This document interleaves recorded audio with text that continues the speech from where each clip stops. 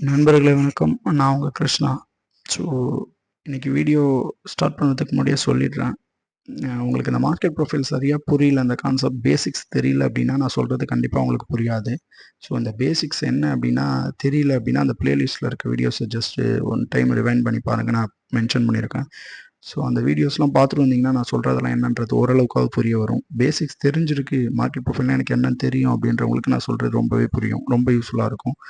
So, இதெல்லாம் என்னன்னே தெரியல. என்ன இது ஆல்ரெடி கேண்டில் ஸ்டிக்ஸ்ல பார்த்தீங்கன்னா, உங்களுக்கு சூப்பரா தெரியும். பட் இந்த இந்த கிராஃபிக்கல் டூல் வந்து கொஞ்சம் வித்தியாசமா இருக்கும். தெரியாதவங்களுக்கு சொல்றேன். ஸோ, இன்னைக்கு என்ன நடந்துச்சுன்றத பார்த்துருவோம் வாங்க.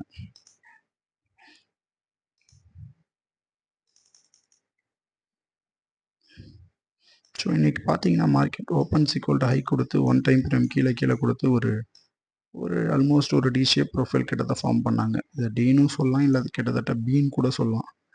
ஒரு பி ஷேப் ப்ரொஃபைல் தான் ஃபார்ம் பண்ணியிருந்தாங்க. So, balanced. ஸோ, பிபிஓசி ஃபார்ம் பண்ணியிருக்காங்க பாருங்க. ஸோ, நாளைக்கு நடக்கக்கூடியது ஒன்லி 2 கான்செப்ட்ஸ். ஒண்ணு மார்க்கெட் மேல இந்த ஏரியால ஓப்பன் பண்ணி இந்த பிபிஓஸ்ல ரிஜெக்ட் எடுக்குறாங்க அப்படின்னா, இங்க வர ட்ரை பண்ணுவாங்க. அப்படி இல்லன்னா, ஒன் டைம் ஃப்ரேம் இப்படி நடக்கலாம். ஓகேவா? அதில் இல்லைன்னா அதே கான்செப்ட் அப்படியே உல்டாவா திங்க் பண்ணிக்கோங்க. இங்கே இதில் ரிஜெக்ட் எடுத்து மேலே மேலே மேலே இப்படி ட்ரை பண்ணுவாங்க. ஒருவேளை மேலே போகுதுன்னா டே high first target, second target 24,550 இதோ இந்த லெவல், தேர்ட் டார்கெட் இது 1 நல்லா நோட் பண்ணிங்க. 1 2 3 இதுதான் வந்து அப்சைடுக்கு லெவல்ஸ்.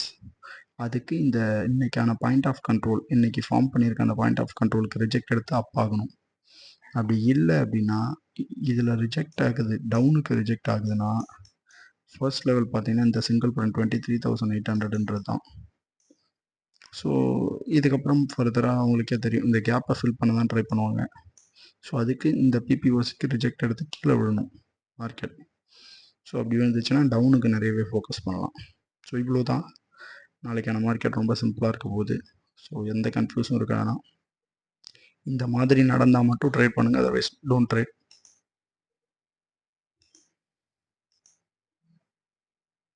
வால்யூம், இது வால்யூம் ஸ்லைசர்னு சொல்லுவாங்க. இதில் வால்யூம்ஸ் எவ்வளோ வருதுன்றது தெரியும். இது கேண்டில் ஸ்டிக்ஸ். ஓகே நண்பர்களே, இந்த மார்க்கெட் ப்ரொஃபைல் யாருக்காவது புரியல அப்படின்னா கமெண்ட்டில் சொல்லுங்கள், நான் கண்டிப்பாக ஹெல்ப் பண்ணுறேன். அதர்வைஸ் இதுக்கப்புறம் நாளைக்கு என்ன நடக்குதுன்றதை பார்ப்போம். ஏன்னா இன்றைக்கி பிபிஓசி இன்றைக்கி ஒரு பேலன்ஸ்டாக இருக்காங்க. நாளைக்கு அகெயின் வயலண்ட்டாக ஆக்ட் ஆக ட்ரை பண்ணுவாங்க. அதுவும் இல்லாமல் பார்த்தீங்கன்னா இன்றைக்கி ஒரு இன்சைட்